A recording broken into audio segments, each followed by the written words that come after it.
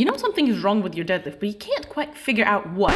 Well, very likely you do not know how to do a proper deadlift wedge.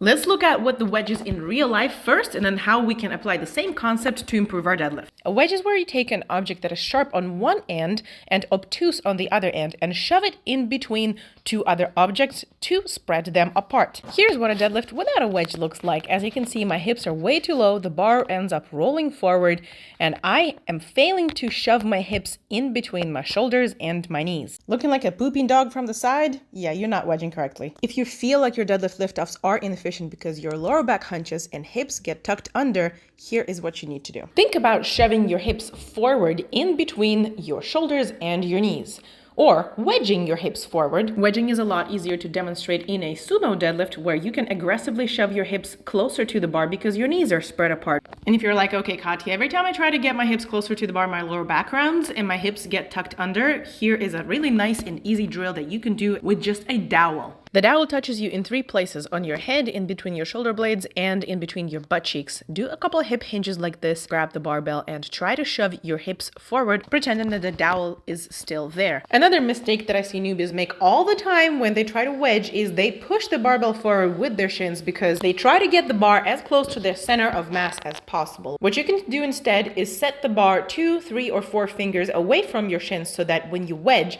and your knees go forward, they do not push the barbell, they simply touch it and the barbell goes directly up and not forward at all. Another great way to learn how to wedge is to arch the empty or very, very light bar during warm-up. So what you're going to do is push your shoulders back until the bar slightly lifts off from the ground, and then you put it back down and arch again, and do this until you really hammer in how to pull your shoulders back to make space for the hips that go forward without getting your shoulder blades together. Same logic in sumo, but here the wedge is easier to see and feel because your knees are more spread apart.